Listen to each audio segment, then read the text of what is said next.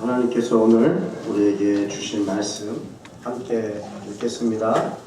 에베소서 2장 4절에서 7절까지의 말씀입니다. 에베소서 2장 4절에서 7절까지의 말씀입니다.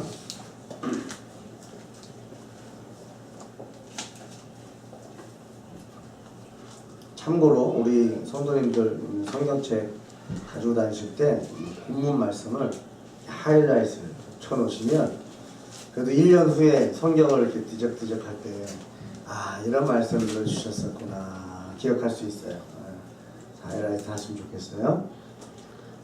우리 개혁개정 성경에는 없는 말이 이 헬라어 원어 제가 성경을 보니까 그러나라는 말씀이 있어요. 대라는 말인데 대는 그러나예요. 그래서 제가 가로치고 넣었으니까 우리 그러나를 넣어서 우리 4절부터 7절까지 한 목소리로 합독하겠습니다. 시작.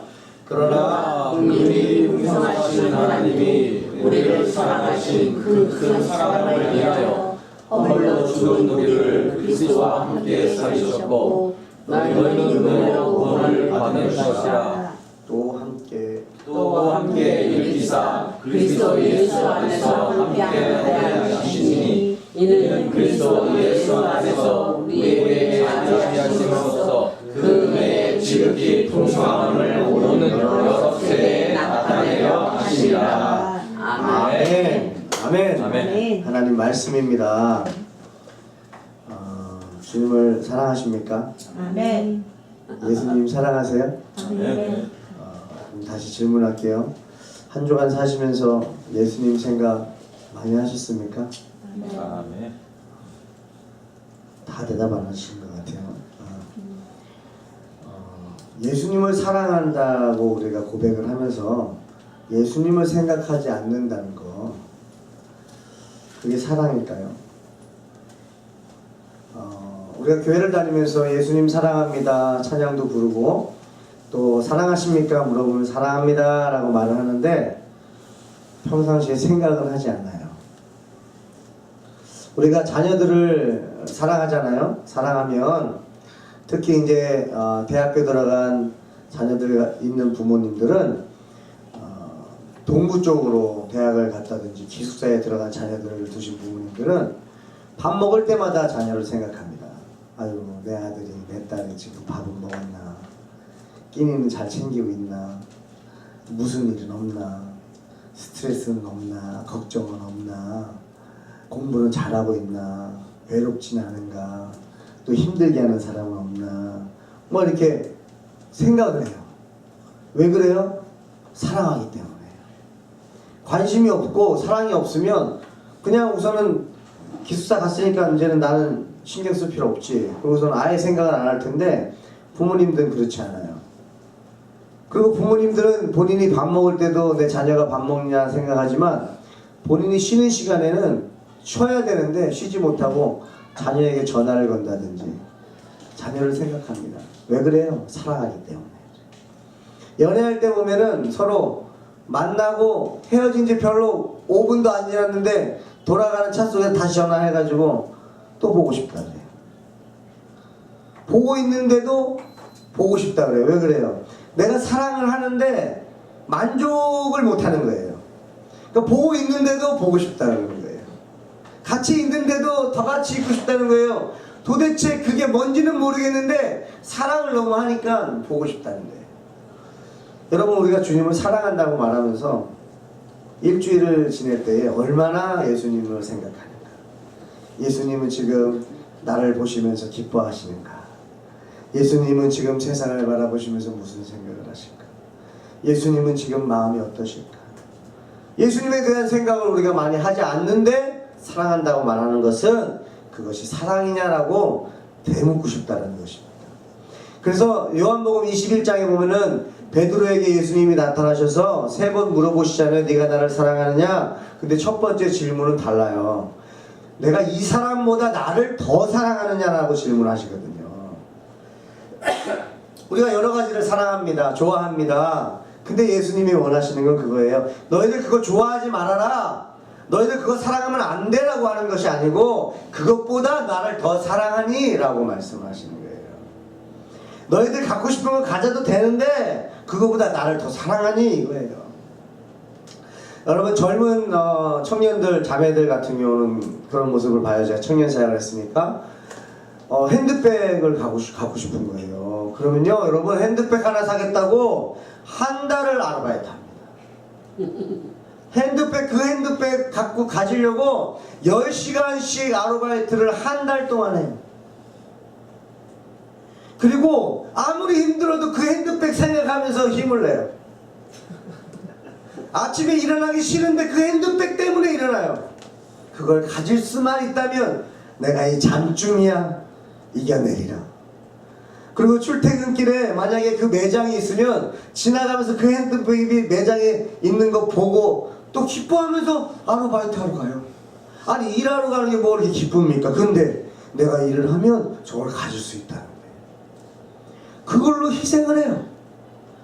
가만히 생각해 보십시오. 우리가 갖고 싶어하는 그 핸드백만큼 우리가 주님의 사랑을 사모하는가? 그거 못 따라간다. 그 핸드백 갖고 싶은 마음도 못 쫓아간다는 거예요. 10시간씩 아무 목적 없이 그저 그 핸드백 한 달 월급으로 페이하고 사면 한 달이 그냥 날아가는 거예요. 그냥 그 핸드백과 그 한 달을 바꾸는 거예요. 그 정도로 핸드백이 그들에게는 원한다는 거예요. 결혼하면 핸드백 원하지 않나요? 여자들만 그런가요? 남자분들도 갖고 싶어요. 그러니까 주님을 사랑한다라고 우리가 말을 하면서 주님을 좋아한다라고 말을 하면서 얼마나 그 사랑을 갖기 위해서 얼마나 그 사랑을 느끼기 위해서 얼마나 그 사랑을 소유하기 위해서 얼마나 그 사랑을 기억하기 위해서 얼마나 그 사랑을 잊지 않기 위해서 우리가 노력하고 있냐는 것입니다.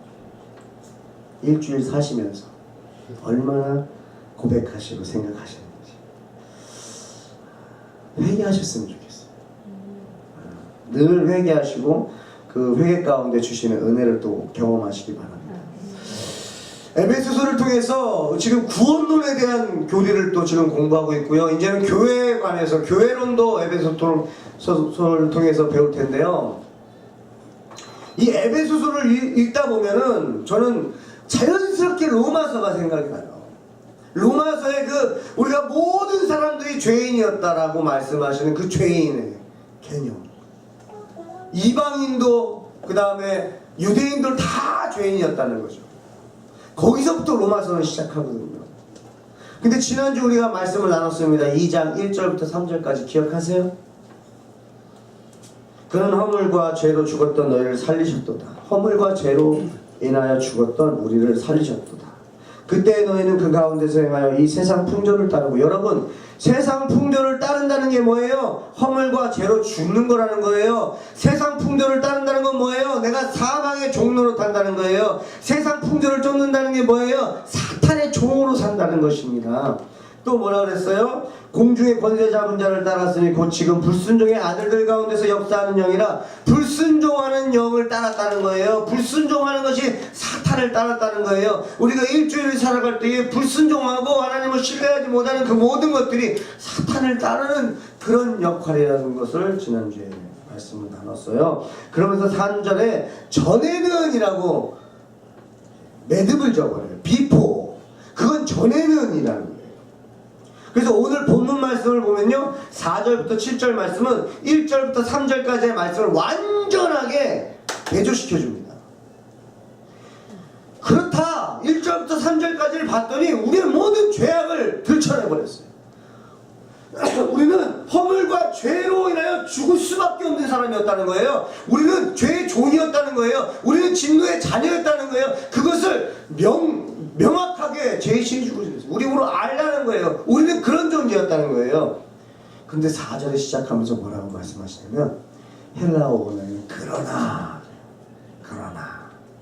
제목입니다. 그러나. 우리 제목 한번 큰 소리로 읽을까요? 시작. 그러나 그 큰 사랑을 인하여. 아멘. 네. 그러나 이게 중요해요. 하하, 에베소서를 지금 계속적으로 공부하다 보니까 창세전에 우리를 택하셨다고 1장 4절에 말씀하시잖아요. 창세전에 우리를 택하셨다. 아, 우리는 택함을 받았다는 거예요. 이미 하나님의 플랜 속에 있다는 거예요. 그러면서 복음을 어떻게 설명하냐면,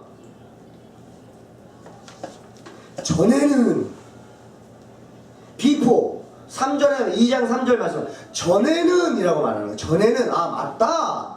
전에는 근데 복음은 뭐냐? 그러나 이게 들어가는 거예요. 전에는 우리는 죄와 허물의 종이었다. 우리는 죽을 수밖에 없는 종이었다. 진노의 자녀였다. 맞다. 인정하라는 거예요. 그러나 지금은 다르다. 그러나 뭐라고 말씀하세요? 풍성하신 긍휼이 풍성하신 하나님이 우리를 사랑하신 어떤 사랑이요? 그 큰 사랑을 인하여. 그 큰 사랑은 그 십자가의 사랑이에요. 맞습니다. 그러나 그 비포 이전에는 그런 삶이었어요. 그러나 하나님께서 긍휼이 풍성하신 하나님의 그 큰 사랑으로 인하여 우리는 죄와 사망의 법에서 생명의 법으로 바뀌었다는 것입니다. 아멘이십니까? 아멘. 이걸 믿으시라는 거예요. 인정하라는 것입니다. 간단합니다. 인정하면 돼요. 여러분들 우리가 완벽합니까? 여러분 마틴 루터 아시죠? 개혁가잖아요. 이 개신교의 시작이잖아요. 이 마틴 루터가 이 거듭남을 알기 위해서 성당의 이 계단, 그게 골고다 언덕, 예수 그리스도의 그 십자가의 언덕을 걸어가신 그것을 상징하여 만들어놓은 그 성당의 계단을 무릎으로 마틴 루터가 올라갑니다. 뭡니까? 나도 예수 그리스도의 거듭남을 경험하고 싶다는 것이에요. 근데 아무리 무릎으로 올라가도 깨닫지 못합니다. 시원하지가 않는 거예요. 그런데 로마서 말씀을 읽는 가운데 의인은 없나니 하나도 없고 오직 믿음으로 말미암아 살리라. 이 이신진리를 깨닫고 나니까 개혁을 시작합니다. 그랬더니요, 같이 공부했던, 같이 있었던 친구들이요, 질투를 하기 시작해요. 그러면서 마틴 루터의 과거를 막 들추기 시작합니다. 아니, 마틴 루터 이런 사람이 뭐야? 이 사람은 이런 죄도 짓고 이런 죄도 짓고 허물을 다 들춰내요. 제가 이걸 묵상하다 보니까 우리 한국의 그 부끄럽지만 정치의 모습을 보게 돼요. 저 사람이 붙으면 내가 떨어지니까 남의 허물을 막 들춰냅니다. 없는 것까지도 만들어서 들춰내요. 왜요? 질투와 시기와 자기 욕심으로 인해서 남을 헐뜯어요. 여러분 어떠세요?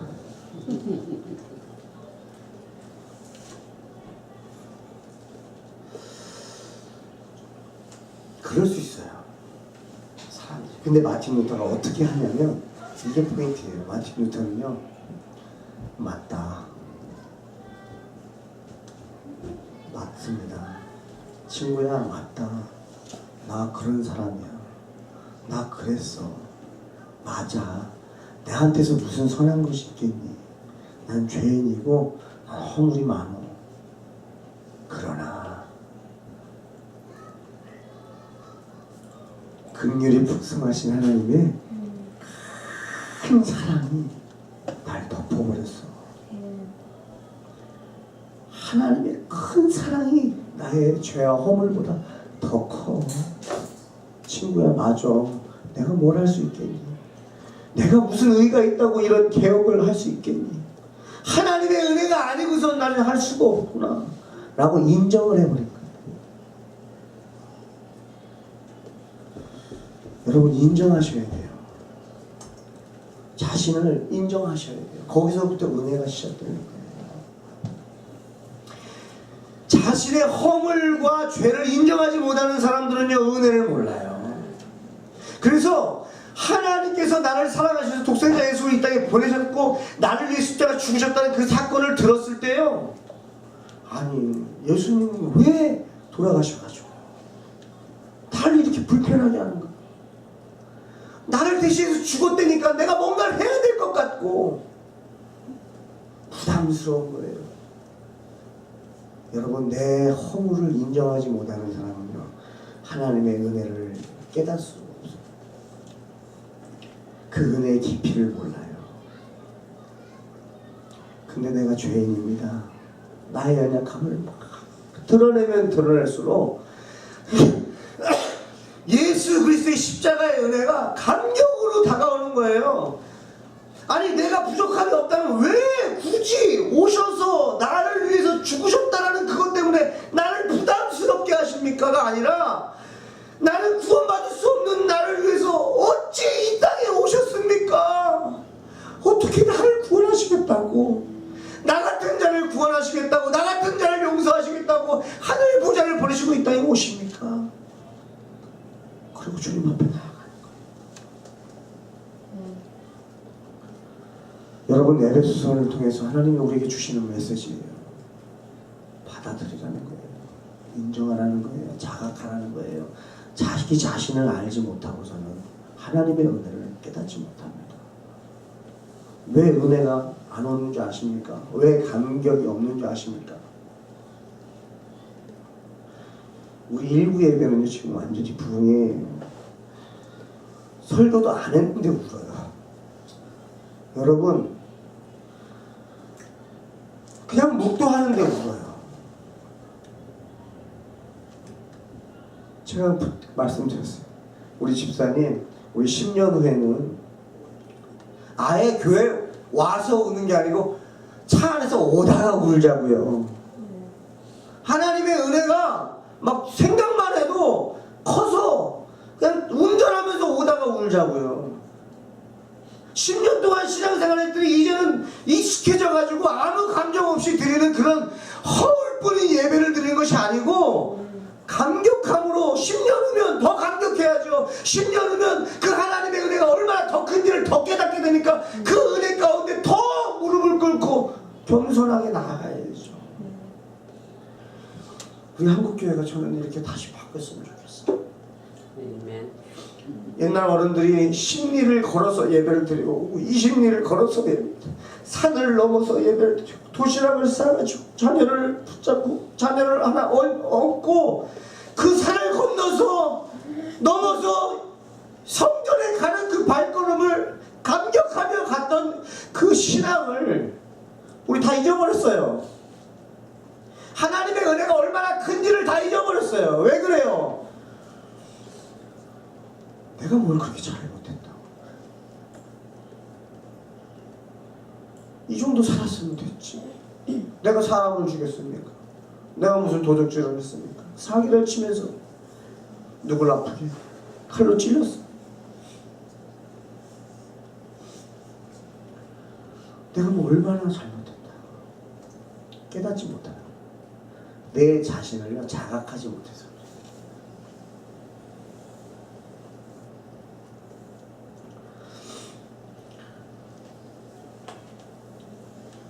제가 토론토에 있을 때였어요.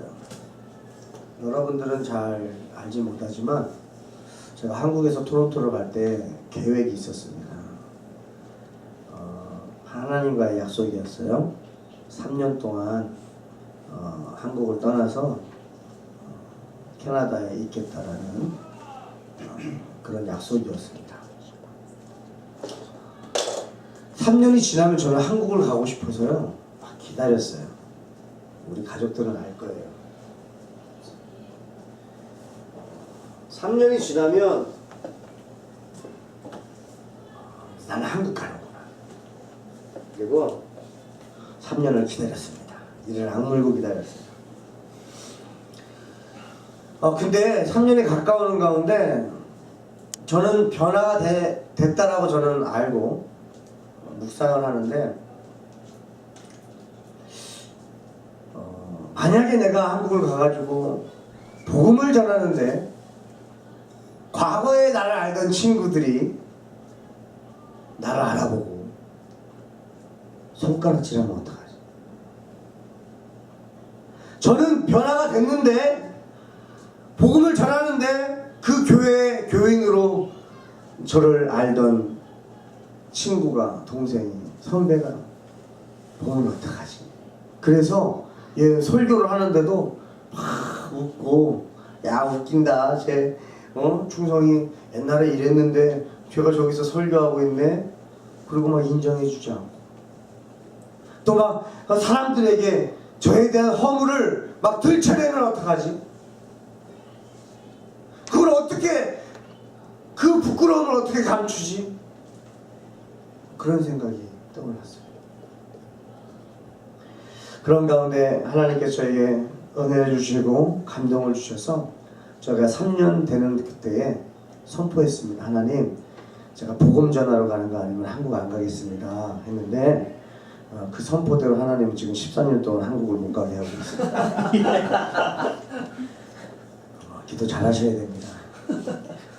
복음 전하러 가는 거 아니면 한국 안 갑니다 했더니 하나님이 지금까지 작년에 사실은 올해 우리 처남 결혼식이 있어서 갈 뻔도 했는데 그건 복음 전하러 가는 게 아니다. 결혼식 때문에 가는 거다. 못 가게. 지금까지 못 갔어요. 근데요, 그 뒤로 철야를 하면서 계속 마음을 주시는 게 뭐냐면 제가 부담이 있었어요. 내가 한국을 가서 설교하고 막 부흥 강사가 돼가지고 말씀을 막 전하는데 거기에서 막 친구들, 옛날 친구들이 막 같이 놀고 방황하던 친구들이 막 들고 일어나가지고 막 인터넷 영상에 설교로 막 나가는데 막 밑에 야 믿지 마세요 막 거짓말입니다. 얘는 이런 사람이었어요. 이렇게 하면 어떡하지? 계속 부담이 있었는데 하나님이요 저에게 할 말을 주시다. 그게 뭐였냐면 맞다. 그렇다. 누가 만약에 나의 허물을 들춰낸다면 맞다. 나는 그런 사람이었다. 전에는 내가 진노의 자녀였다. 죽을 수밖에 없는 상태였다. 맞다. 네가 봤던 그 중성이는 그때 그랬다.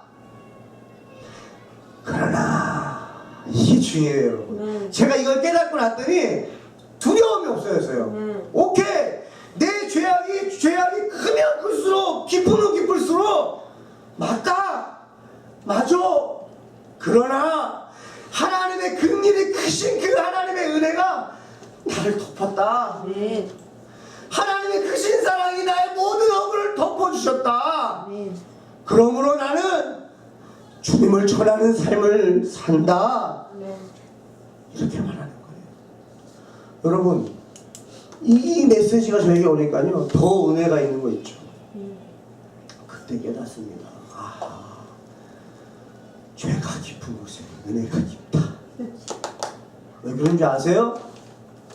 여러분, 죄가 깊은 곳에 은혜가 깊다고 그래가지고 죄를 더 많이 지을 수 있습니까? 은혜를 더 많이 받으려고 죄를 더 많이 지을 수 있습니까? 로마서 6장에 그럴 수 없다는 거예요. 하나님의 사랑과 은혜를 받은 사람은요 그걸 이용할 수 없다는 거예요. 그걸 알지만 그렇게 살 수 없다는 거예요. 근데 그 말이 뭐냐면 죄가 많고 깊으면 깊을수록 그 사랑의 크기가 느껴진다는 거예요. 얼마나 하나님의 사랑이 크면 이 죄인을 덮어주십니까? 나의 이 허물을 덮어주십니까요? 내가 사람을 미워했습니다. 그건 살인죄라고 그랬어요. 음란했습니다. 가늠죄라고 그랬어요. 이미 모든 더러운 죄를 졌는데도, 용서받을 수 없는 죄를 졌는데도 하나님이 그걸 덮어주셨다. 그러니까 죄가 많으면 많을수록 뭐예요? 하나님의 사랑이 드러나는 거예요. 아멘. 여러분, 우리가 연약함을 드러내면 드러낼수록 하나님이 역사하시는 그 아멘. 광대하심이 드러난다는 거예요. 그래서 약할 때 강함 되시는 거예요. 사도 바울이 내 가시를 좀 빼주세요. 네 은혜가 그게 족하다. 약할 때 강함이 나타나는 것이다.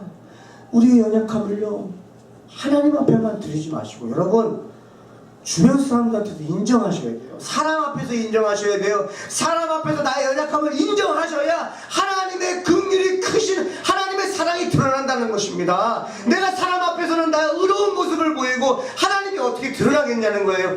나는 그렇게 부족한 사람이고 나는 할 수 없어. 오빠, 나는 할 수 없어. 미나지 않고 오빠한테 인정해. 오빠 나는 연약해. 오빠는 또 동생아. 정선생님 생각하니까 갑자기 눈물이 이런 고백을 해야 돼요. 동생한테 가족끼리 하셔야 돼요. 난 이렇다고. 여보 난 이래. 나 부족해. 연약해. 그런 나를 하나님이 사랑하신다. 얼마나 미친 사랑을 주신다. 여러분, 우리가요 사랑을 받아본 사람이 사랑할 줄 안다 하잖아요. 우리가 예수님한테 미친 사랑 드리는 거 어렵지 않아요. 왜냐하면 예수님이 먼저 미친 사랑을 보여줬거든요. 자기 생명을 우리한테 주셨거든요. 그래서 우리는요 순교의 영성까지 갖출 수가 있어요. 우리가 너무 수준을 낮추는 겁니다. 하나님의 사랑의 음성을 여러분들도 받아치실 수 있는 은혜가 있길 바라요. 여러분, 은혜를 받기 위해서는 자각하셔야 돼요.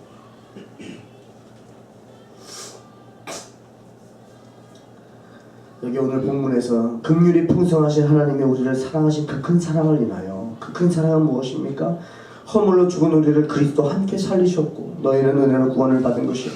또 함께 일으키사 그리스도 예수 안에서 함께 하늘에 앉히시니. 이게 무슨 말씀이에요? 단어 3개가 떠오릅니다. 살리시고 일으키시고 하늘 보좌에 하늘에 앉히셨다는 거예요. 그건 뭐예요? 우리가 예수 그리스도 함께 죽고 예수 그리스도 함께 부활해서 예수 그리스도 함께 승천하여서 하나님 보좌에 우편에 하나님을 경배하는 예배의 처소로 하나님 나라로 우리를 인도하신다는 거예요. 이것은 뭐예요? 이루어질 거다가 아니에요. 이미 마쳤다라는 말이에요.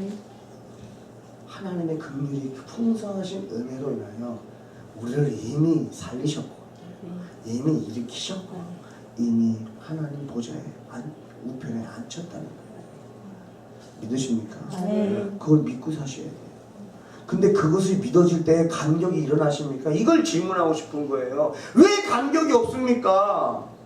왜 큰 사랑을 받았는데 왜 그거에 대한 감격이 일어나지 않습니까? 왜 실체가 아니기 때문에요. 이건 지식이기 때문에 그래요. 그래서 출애굽기에 하나님을 원망하던 이스라엘 백성에게 하나님께서 불뱀을 풀어놓으시고 다 물리게 하셨어요. 그래서 많은 사람이 죽었습니다. 그때 많은 사람들이 이스라엘 백성들이 모세에게 와서 이렇게 간청합니다. 우리가 하나님을 원망함으로 범죄하였습니다. 여러분, 하나님을 원망하시면 안 돼요. 그건 범죄예요. 범죄하였습니다. 우리를 용서하여 주시고 우리를 살려주세요. 이렇게 간청해달라고 기도 부탁했어요. 그때 모세가 기도합니다. 그랬더니 하나님께서 불뱀을 만들어라. 그래서 모세가 노수로 불뱀을 만듭니다. 그걸 보는 사람들마다 살아날 것이다 그러고요. 예수 그리스도의 십자가를 예표하는 거죠. 뭐예요? 지식으로 알고 보지 않는 사람들은 다 죽었어요. 보라고 했어요. 보라고. 이건 행동이에요. 내 옆에 사람이 같이 뱀에 물려서 죽어가고 있다가 이 사람이 고개를 들고 그 노병을 바라봤을 때 살아나는 모습을 봤다면 나도 생명을 돌이켜서 나도 봐야 살아날 텐데, 알고 알았는데 보지 않는 사람은 죽었어요. 교회 안에 있다고 천국 가는 게 아니라는 메시지 계속 드리고 있습니다. 이건 심각한 얘기예요. 보지 않은 사람은 다 죽었어요. 그냥 말로만 주님 저는 하나님 믿습니다. 저는 주님을 믿습니다. 주님 사랑해요 찬양한다고 해서 구원받는 거 아니에요. 주님이 주신 그 메시지대로 말씀대로 살아가려고 할 때, 믿음으로 살아가려고 할 때에 그게 구원의 확증인 것이죠. 제가 지금 여러분한테 행위를 강조하는 거 아니에요. 그 은혜를 받으면 그냥 동반되는 것을 말씀드리는 것입니다. 여러분, 탕자가 자각을 합니다. 자각을 해요. 탕자의 큰 은혜는 뭐냐면 스스로 자각했다는 거예요. 여러분, 깨닫지 못하기 때문에 돌아오지 못하는 것이거든요. 탕자는요 자기가 깨달았습니다. 돼지의 밥을 훔쳐먹다가 몰매를 맞다가 깨닫습니다. 아이고, 내 처지가 이게 뭐야. 내가 이렇게 됐구나. 아이고, 내가 여기서 살아서 뭐하나. 소망도 없고 죽어야겠다라고 이때에 깨달음이 주어지는데 무엇입니까? 내 아버지에 있는 그 종들도 이거보다 더 잘 산다. 내 그 아버지에 있는 종들도 집이 있고 옷이 있고 먹을 것이 있는데 나는 이게 뭔가. 자기를 자각합니다. 자각으로 끝나지 않아요. 탕자는 그 믿음으로 돌아갑니다. 그 뭐예요? 아버지 믿음. 이게 무슨 믿음인지 아십니까? 큰 믿음이에요. 뭔지 알아요? 그때 당시에 재산을 달라는 얘기는 뭐냐면 아버지 어차피 그때는 아버지가 돌아가신 다음에 받는 게 유산인데 어차피 돌아가시면 주실 유산 반 미리 땡겨주세요. 그럼 무슨 얘기입니까? 무언에 아버지 그냥 돌아가세요. 저 지금 돈 필요한데 그냥 저는 아버지 죽었다고 생각할게요. 그리고 돈 달라는 얘기예요. 이거는요 불효로 끝나겠습니까? 우리 한국식으로 따지면은 호적에서 파벌을 짜내죠. 그만큼 분노를 살 수 있는 일이죠. 아버지가 건강히 살아있는데 죽기를 바라는 그 아들을 볼 때, 근데 그 아버지는 물줄 줍니다. 근데 아들이 뭘 믿습니까? 내가 가서 몰매 맞고 쫓겨날 거야. 아, 우리 아버지 성향이면 나는 가면은 진짜 종들을 통해서 엄청 맞고 나는 쫓겨날 거야. 이겁니까? 아니죠. 아버지는 날 받아주실 거야. 내가 아무리 아버지의 죄를 졌다 할지라도 우리 아버지는 받아주실 거야. 용서해 주실 거야. 이거를 탕자는 깨달은 거예요. 그리고 아버지 앞에 가서 아버지 저 그냥 이 집에 종으로 살게 해주세요. 이게 은혜입니다. 그렇게 범죄했는데도 아빠 나 왔어. 이게 아니에요. 아버지 제가 아버지에게 범죄했습니다. 저는 종으로라도 받아주시면 감사하겠어요. 근데 아버지가 어떻게 합니까? 아버지가 끼고 있던 반지를 빼서 그 아들에게 끼우시고 무슨 말이냐? 넌 내 아들이다. 여러분 어떻게 하시겠어요? 그 상황이 되면 그냥 받아들이시겠습니까? 당연하게? 아버지 이게 무슨 일입니까? 저를 다시 받아주시다니요. 그냥 종으로 두세요. 그게 마음이 편해요. 근데 아버지는 잔치를 열어주세요. 여러분 그때 상황이 어떨 것 같아요? 엄청난 감격이 있다는 것입니다. 근데 그 탕자가 종으로만 받아주셔서 감사하겠습니다 하면서 지내다가 조금씩 자기가 살아나기 시작합니다. 종들이 자기를 같이 취급하면 기분 나빠합니다. 야, 내가 지금 내 스스로 종이 된 거지. 나는 이 집 주인의 아들이야. 어디 감히 나한테 이래. 슬슬 일어납니다. 그리고 슬슬 아버지 앞에 예전에는 막 고개도 못 들고 그냥 감사 그냥 나를 받아준 것만 해도 은혜로 감사하다가 점점 고개가 드러나고 점점 아버지 점점 옛날 생각납니다. 옛날에 같이 돈 있을 때 어울렸던 친구들 아직도 있는지 그 친구들 내가 다 죽었다고 생각할 텐데 내가 아직 건재하다는 거 한번 보여줘야 될 것 같은데 그때 옛날 생각하면서 아버지 돈 좀 더 주세요. 아버지 또 주십니다. 여러분 그런 자녀가 어떤 자녀입니까? 은혜를 모르는 자녀. 기억을 못하는 거예요. 자기가 어떤 존재인지를 잊어버린 거예요. 그래서 하나님은요 늘 기억하라는 거예요. 내가 너희들 얼마나 사랑하는지 좀 기억해라. 너희에게 어떤 내가 희생을 했는지 좀 기억해라. 독생자 예수 그리스도 이 땅에 보내주신 그 은혜를 좀 기억해라. 어떻게 그걸 벌써 잊어버렸니? 그리고 또 십자가에 우리가 예수님을 또 박는 거예요.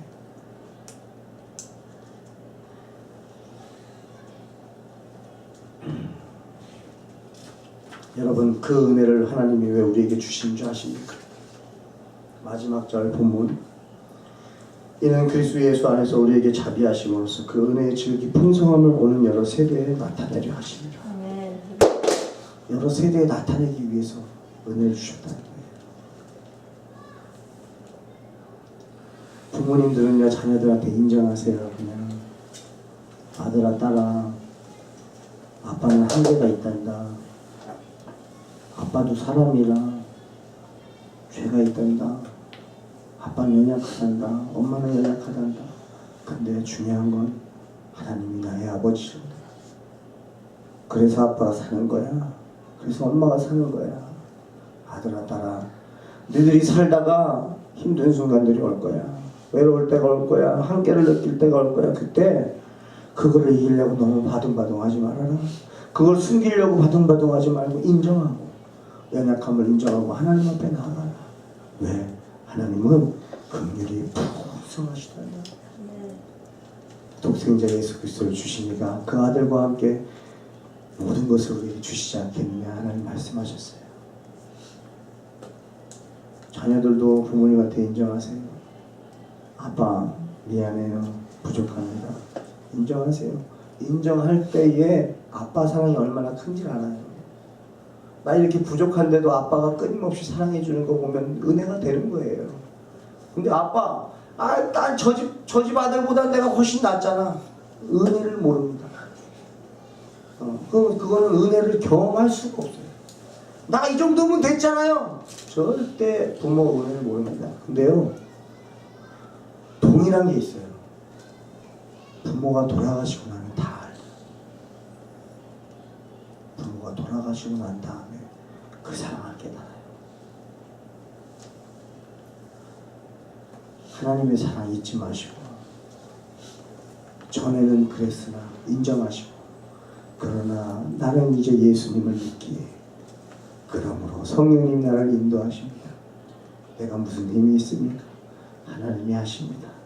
그렇게 인정하고 복음을 전하고 또 세대의 증인의 삶을 사는 저와 여러분 되시기를 주의 이름으로 축복합니다. 네. 찬양 부르고 함께 기도할게요.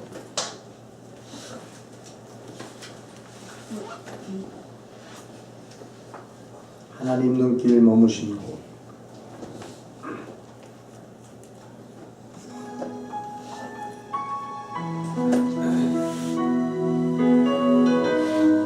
기도하시는 마음으로 찬양 부르시고요. 기도하고 싶으신 분들 그냥 기도하십시오. 지금 이 찬양을 부르는 이유는 단 하나입니다. 기도하기 위해서입니다.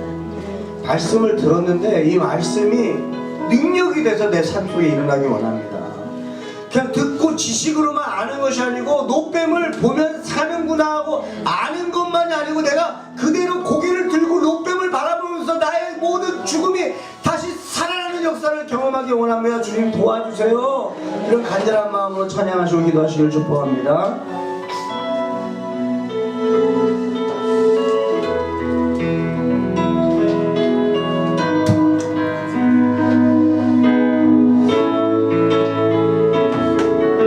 하나님 눈길 머무신 곳, 하나님 눈길 머무신 곳, 그곳에 내가 머물고 하나님 손길 닿으신 곳, 그곳에 내 손 닿으리. 하나님 마음 끄신 그곳에 내 맘도 들고는 하나님 계획하신 그곳, 그곳에 내 삶들이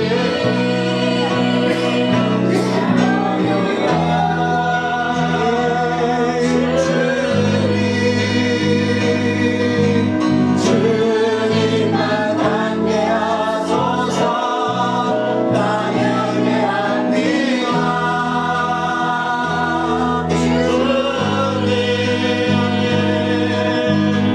주님만 정죄하소서. 다시 한번 고백하겠습니다. 하나님 눈길 머무시고, 하나님 눈길 머무신 곳, 그곳에 내 눈 머물고 하나님 손길, 하나님 손길 닿으신 곳, 그곳에 내 손 닿으리. 그곳에 내 손 닿으리. 하나님 마음 드신 그곳, 하나님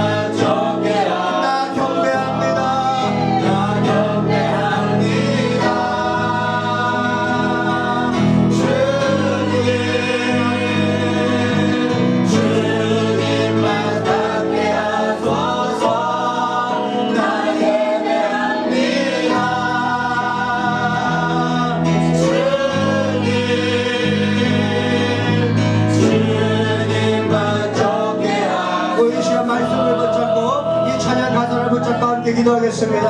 하나님 아버지 주여 하나님, 전에는 그랬습니다. 전에는 죄인이었습니다. 전에는 죄의 허물로 살았습니다. 전에는 아버지 악했습니다. 전에는 죄의 종로를 듣습니다. 전에는 진노의 자녀였습니다. 전에는 아버지 죄악 가운데 살았습니다. 전에는 아버지 불신요하고 아버지 불신했습니다. 전에는 아버지 말씀을 살지 않았습니다. 전에는 믿지 않았습니다. 전에는 아버지 행동으로 옮기지 않았습니다. 전에는 그랬습니다. 전에는 연약했습니다. 아버지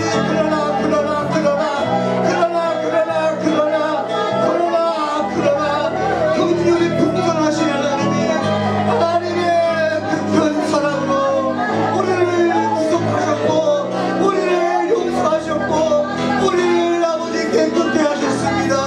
그러므로 이제는 하나님의 자녀로서 하나님 나라의 시민권자로서 이 시민의 시민으로 살겠습니다.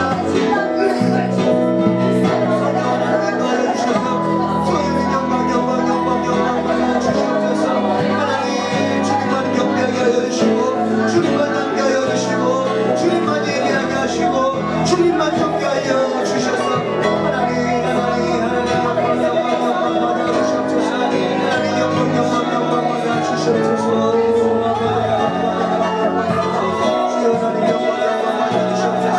아버지 오는 세대에 우리가 아버지 오는 세대에 아버지 나타낼 수 있는 증인 되게 하여 주시옵소서. 이 시대 가운데 아버지 증인